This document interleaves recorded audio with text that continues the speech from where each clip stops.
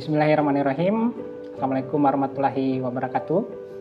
Perkenalkan, nama saya Lasurimi SSI MCS. Saya adalah salah satu dosen di program studi ilmu komputer, Fakultas Matematika dan Ilmu Pengetahuan Alam, Universitas Halu Oleo.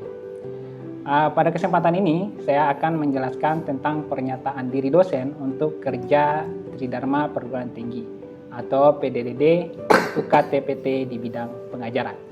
Pada kesempatan ini saya akan memaparkan mata kuliah yang saya ampu di program studi ilmu komputer, yaitu mata kuliah kriptografi. Pada mata kuliah ini dibebankan 3 capaian pembelajaran lulusan prodi atau yang biasa kita sebut dengan CPL.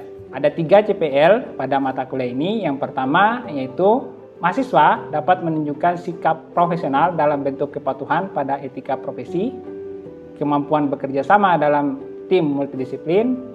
Kemudian adalah pemahaman tentang algoritma atau pembelajaran sepanjang hayat dan respon terhadap isu sosial dan perkembangan teknologi pada wilayah pesisir. CPL yang kedua atau CPL 03 yaitu memiliki pengetahuan yang memadai terkait cara kerja sistem komputer dan mampu menerapkan atau menggunakan berbagai algoritma atau metode untuk memecahkan masalah pada suatu organisasi. CPL yang ketiga atau CPL 08 yaitu kemampuan mengimplementasikan kebutuhan komputing dengan mempertimbangkan berbagai metode algoritma yang sesuai. Mata kuliah ini juga memiliki 5 capaian pembelajaran. Mata kuliah di mana setelah mahasiswa menyelesaikan mata kuliah ini, mahasiswa pertama mampu menunjukkan sikap profesional dalam bentuk kepatuhan pada etika profesi. Yang kedua, mampu memahami cara kerja sistem komputer. Yang ketiga, mahasiswa mampu menerapkan atau menggunakan berbagai metode algoritma dalam memecahkan masalah pada suatu organisasi.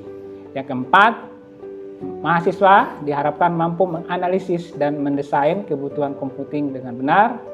Yang kelima, mahasiswa mengimplementasikan kebutuhan komputing dengan sistematis.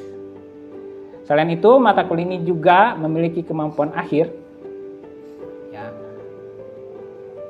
tiap tahapan belajar atau sub CPMK sebanyak 8, di mana masing-masing sub CPMK ini sudah disesuaikan dengan kebutuhan dari tiap pembelajaran dan pertemuannya. Sub CPMK 1, mahasiswa diharapkan mampu menjelaskan konsep kriptografi dan keamanan data. Sub CPMK 2, mahasiswa mampu menjelaskan kriptografi klasik dan mengimplementasikan kriptografi klasik tersebut.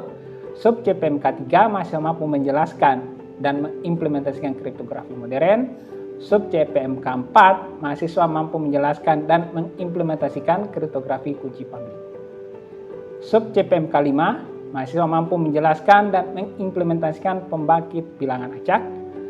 Sub CPMK 6, mahasiswa mampu menjelaskan dan mengimplementasikan fungsi khas satu arah.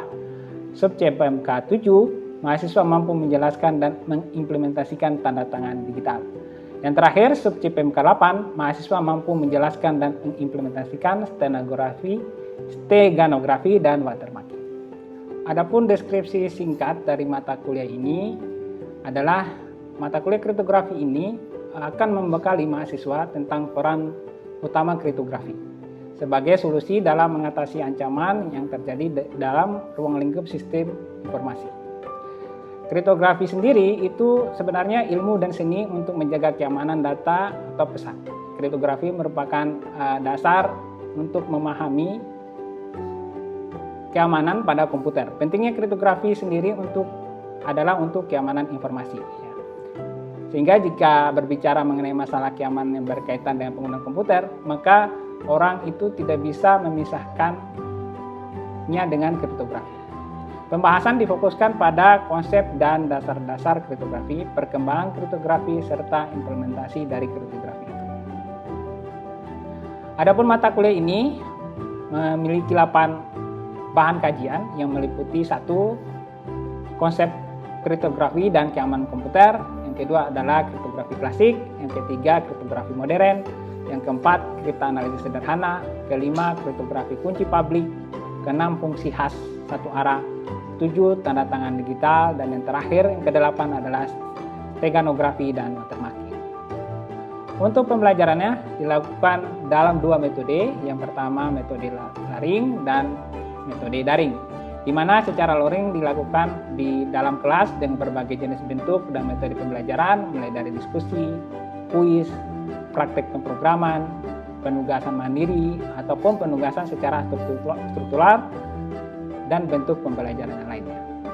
Secara daring, Universitas Haloleo itu menggunakan media daring e-learning yang dapat diakses pada alamat egreen.uho.ac.id, di mana pada e-learning tersebut mahasiswa dapat mengakses materi, tugas, mengumpulkan tugas, ya, serta materi-materi yang lain. Adapun bobot penilaian pada perkuliahan ini, yang pertama 10% kuis, ada 10% tugas, 30% UTS, dan 50% UAS. Mata kuliah ini merupakan salah satu mata kuliah pilihan yang diberikan pada semester 6 di program studi ilmu komputer. Dan bobotnya 3 SKS, di mana saya adalah salah satu dosen pengampu mata kuliah ini. Baik, berikut adalah video pembelajaran secara tatap muka pertemuan kedua mengenai kriptografi klasik. Oke, saya rasa cukup seperti itu. Mari kita ketemu di dalam kelas.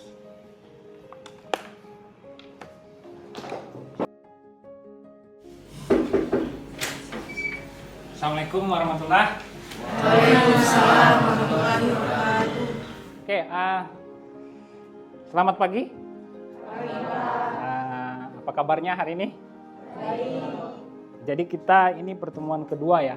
Jadi sebelumnya kita sudah pertemuan pertama, ya ada materi pendahuluan sebelumnya. Nah, hari ini kita akan masuk materi yang kedua. Namun sebelum itu, mungkin sebelum kita kuliah, ada baiknya mungkin kita berdoa dulu, ya seperti biasanya. Mungkin bisa dipimpin oleh ketua kelas. Baiklah teman-teman, alangkah baiknya untuk memulai perkuliahan pada pagi hari ini, alangkah baiknya kita berdoa sesuai agama dan keyakinan kita masing-masing. Berdoa dimulai.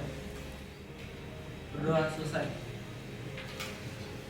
Oke, kita sebelum masuk kuliah, sebelum masuk materi, saya absen dulu ya. Kita absennya menggunakan syakat beta. Silahkan di-scan dulu QR code yang ada di depan.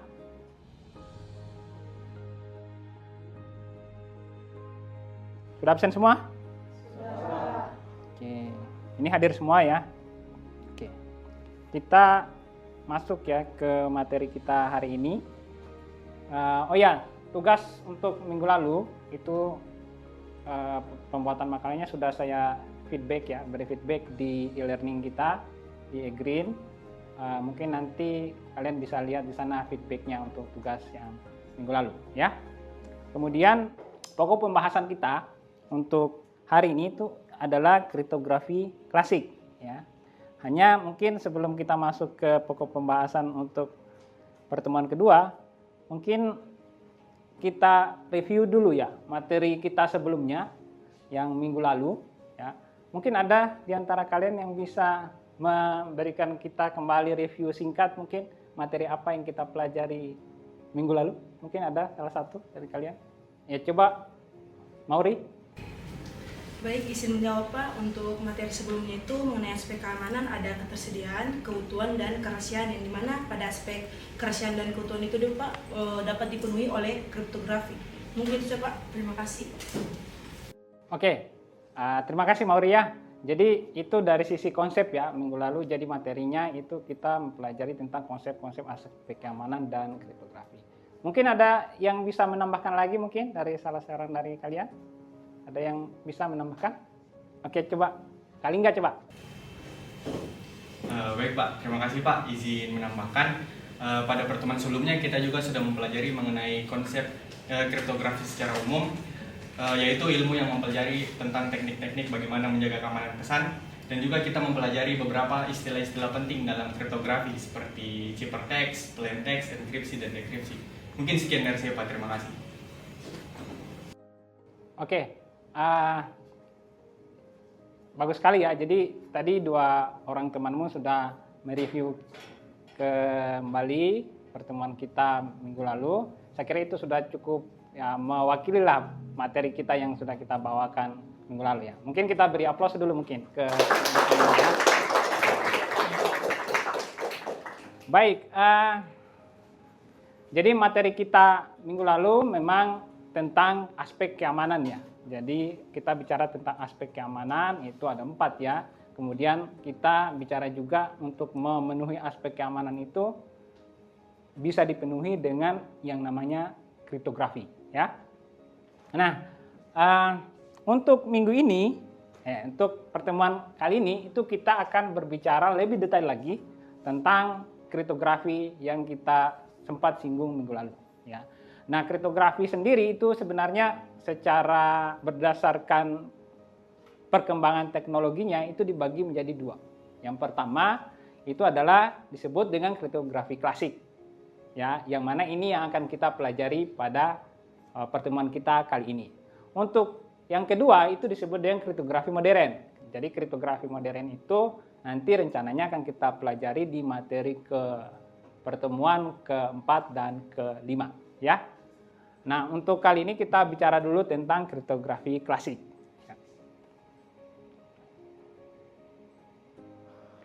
Nah, untuk tujuan pembelajaran kita ya, tujuan pembelajaran kita itu ada 2 ya. Tujuan pembelajaran kita itu ada 2. Yang pertama itu mahasiswa itu mampu menjelaskan konsep kriptografi klasik. Jadi nanti kita belajar tentang konsepnya ya, itu meliputi tentang bagaimana sebenarnya metode-metode yang digunakan di kriptografi klasik. Baik itu nanti kita belajar tentang substitusi dan juga nanti transposisi ya. Hanya sebatas konsepnya saja. Kemudian nanti tujuan yang kedua adalah kita bertujuan untuk agar mahasiswa kalian itu bisa mengimplementasikan konsep-konsep yang kita pelajari sebelumnya. Nanti implementasinya itu dalam bentuk coding ya. Kita akan berlatih untuk coding beberapa algoritma klasik, kriptografi klasik, seperti misalnya nanti yang kita coba adalah Caesar Cipher ya.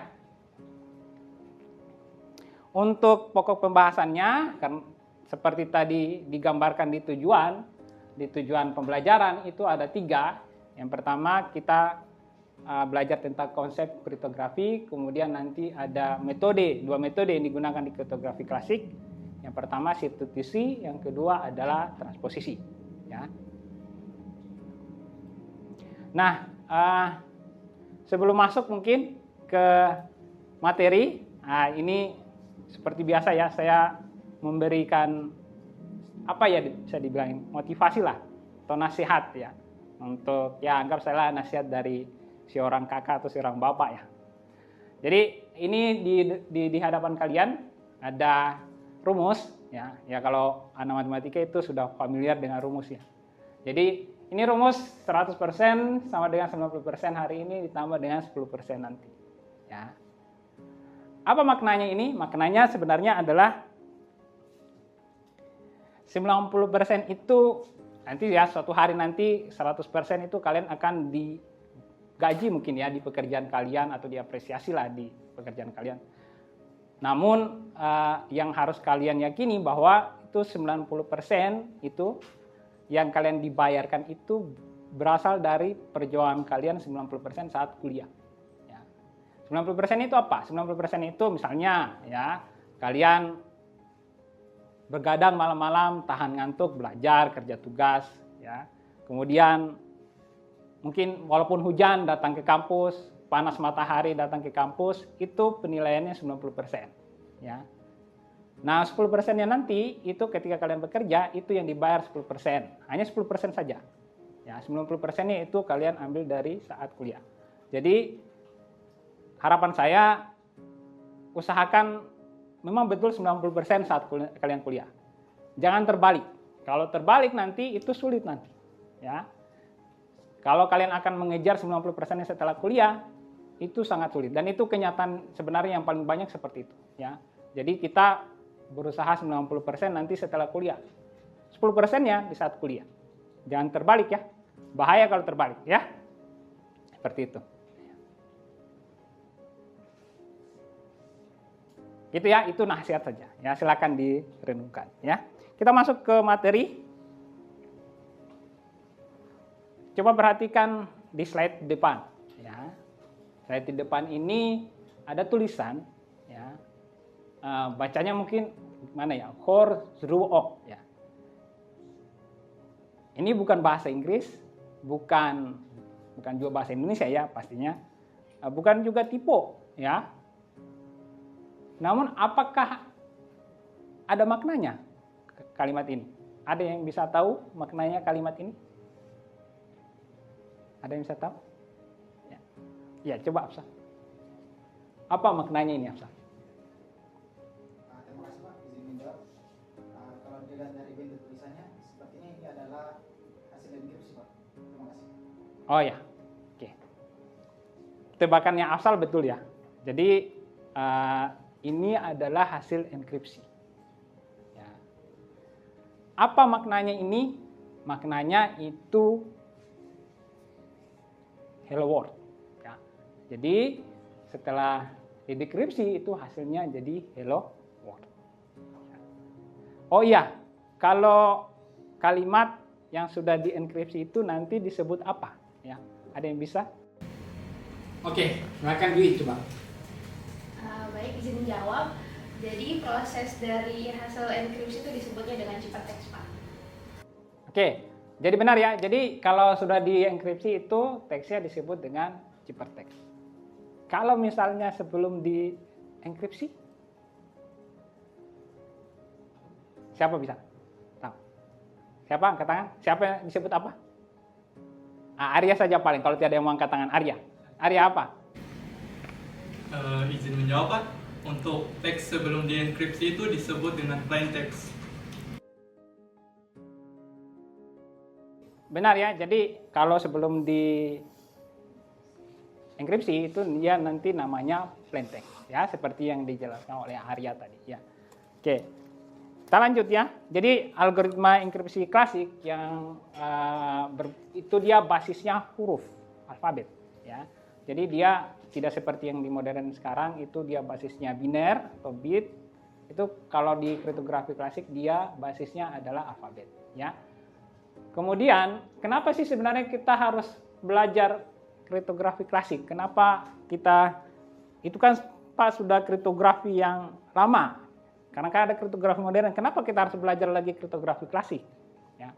Itu sebenarnya ada beberapa alasan ya. Yang pertama itu kita gunakan kriptografi klasik itu untuk memahami konsep dasar dari kriptografi. Ya. Jadi untuk belajar konsep dasar itu bagusnya itu kita belajar dari kriptografi klasik. Ya. Begitu juga kalau kita ingin mempelajari kelemahannya, ya kelemahannya sistem Cipher itu kita bagusnya belajar dari kriptografi klasik karena dia lebih sederhana dan tidak sekompleks dari kriptografi modern. Nah, kriptografi klasik sendiri itu dia ada dua metodenya. Pertama dia substitusi, yang kedua transposisi. Ya, sehingga disebut dengan nanti Cipher substitusi dengan Cipher transposisi. Ya. Nah, Cipher substitusi itu dia salah satu metode yang paling lama ya. Salah satu metode yang paling lama. Nah, Cipher substitusi itu dia intinya begini. Dia hanya mengganti huruf dengan huruf yang lain. Misalnya A dengan huruf M, B diganti dengan huruf Q, C diganti dengan huruf G, dan seterusnya. Namun prinsipnya itu harus konsisten. Jadi kalau misalnya kalian mengganti huruf A dengan B, itu semua huruf A harus diganti dengan huruf B. Ya. Jadi prinsipnya substitusi itu yang harus diingat. Ya. Memang hanya mengganti tapi harus konsisten. Ya. Seperti itu. Nah, salah satu contoh di Cipher substitusi itu adalah Caesar Cipher. Jadi Caesar Cipher ini yang paling lama, yang paling tua. Ya. Jadi Caesar Cipher ini digunakan pada saat kerajaan Romawi dipimpin oleh Julius Caesar. Dia gunakan ini untuk mengirim perintah, dienkripsi dulu ke bawahannya di lapangan. Misalnya lagi perang. Ya, gitu. Dia itu hanya menggeser, misalnya 3 huruf ke kanan. Ya, dia geser A jadi D, kalau digeser ke kanan 3. Ya. Dan mereka itu menggunakan alat seperti yang ada di slide ini. Jadi ada piringan itu diputar sesuai dengan berapa geseran yang disepakati. Ya, kalau 3 kali berarti diputar 3 shift ya ke kanan seperti itu. Ke kiri juga ini bisa ya. Misalnya plain text-nya hello nanti akan menjadi ciphertext core kalau di shift jadi 3 ya. Contohnya seperti ini ya, seperti yang di slide. Misalnya kalau plain text-nya tarik mundur pasukan dari wilayah Roma, itu nanti ciphertext-nya itu tinggal digeser 3 ke kanan, misalnya huruf T jadi W, A jadi D, dan seterusnya sampai terakhir. Ya, seperti itu. Oke, jadi itu materi kita tentang kriptografi klasik dan metode-metodenya ya. Dan salah satu contoh algoritma kriptografi klasik yaitu Caesar Cipher. Ya. Sampai di sini ya. Ada yang mungkin ingin bertanya mungkin tentang materi tadi, ada yang kurang jelas mungkin, silakan mungkin bisa ditanyakan sekarang. Ada yang mau bertanya? Oh ya, coba Najwa. Baik, terima kasih Pak. Pertanyaan saya itu bagaimana Pak kalau misalnya shift-nya atau pergeserannya itu lebih dari 26? Sementara kan di dalam alfabet itu hanya sampai 26 Pak. Mungkin itu saja pertanyaan dari saya. Baik, pertanyaannya bagus sekali ya. Jadi memang kan alfabet itu 26 ya. Kalau bergesernya 3, 4 kan ya masih dalam cakupan 26 ya. Tapi gimana kalau misalnya gesernya itu 27, 28? Ya, bingung tuh pasti ya. Jadi kalau misalnya dia kan alfabet A, B, X, Y, Z ya. Ini sampai 26. Kalau dia bergesernya 27, 28 itu gimana nanti? Caranya adalah itu dia mutar lagi ke huruf pertama, huruf nomor 1, yaitu A. Kalau misalnya shift-nya itu geser kanannya itu ada 28, maka dihitung dari sini 27, 28. Sehingga hasil enkripsinya kalau dia di shift 28 itu B. Ya. Jadi mutar lagi dia ya dari huruf A lagi di awal. Gitu ya. Bagaimana Najwa? Jelas Pak. Ya. Semua? Jelas? Oke. Oke. Kalau sudah jelas, ada lagi mungkin yang mau ditanyakan? Tidak ada ya? Oke, kalau tidak ada yang mau bertanya, saya yang bertanya sekarang. Ya. Oke, di slide depan coba perhatikan. Ya.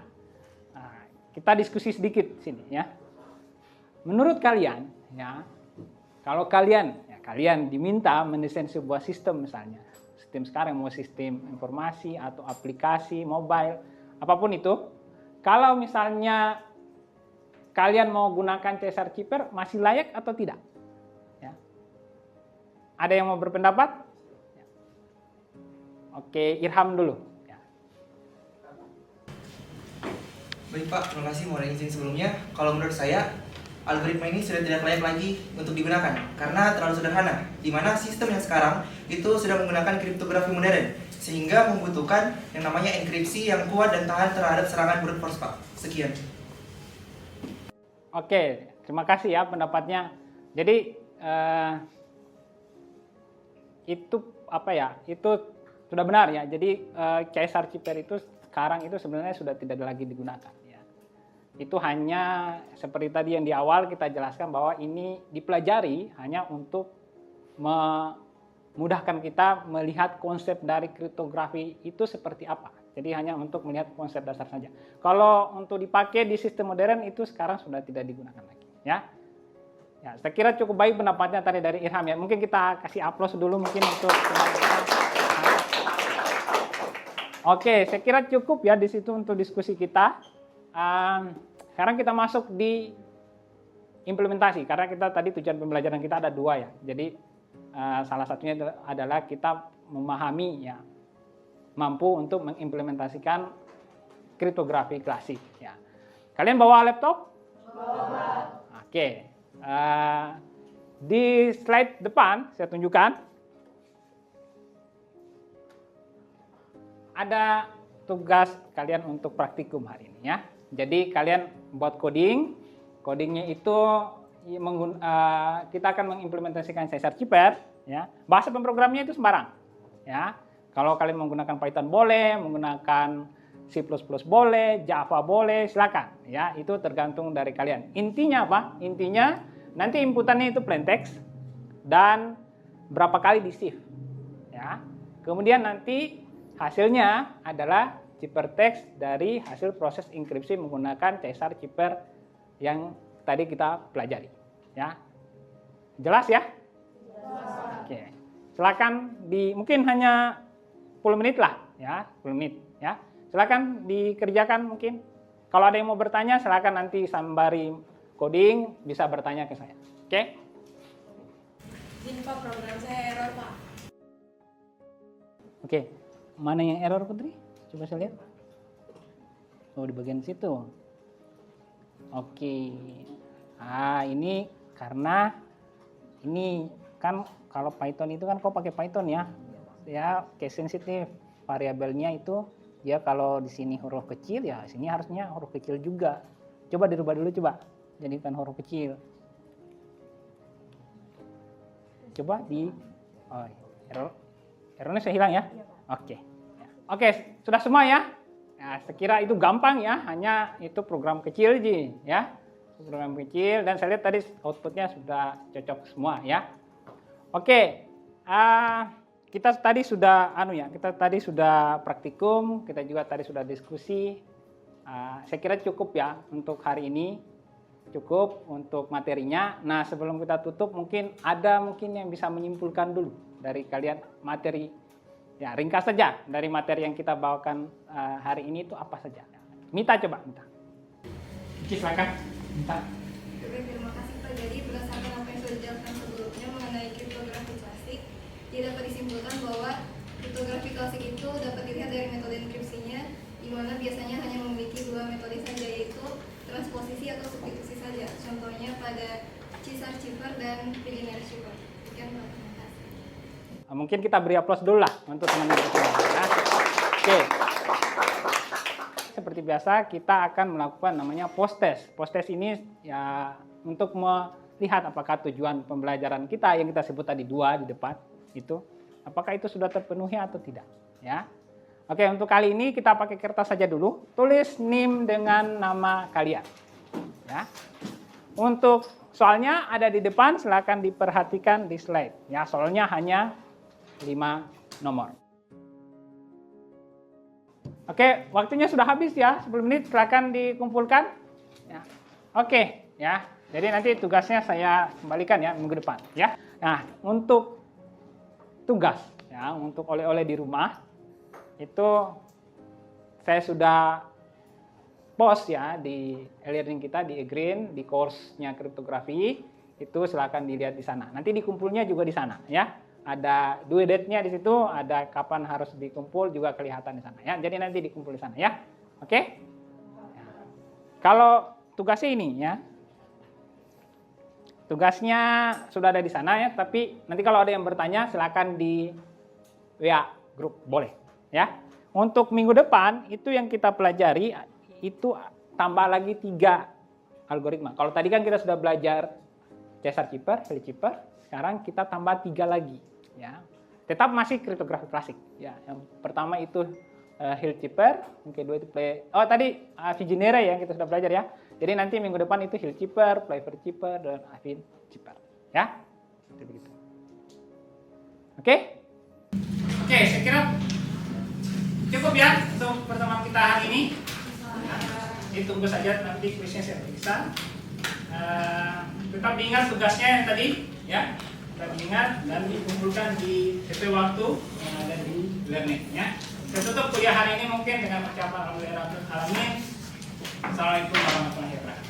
Waalaikumsalam warahmatullahi wabarakatuh.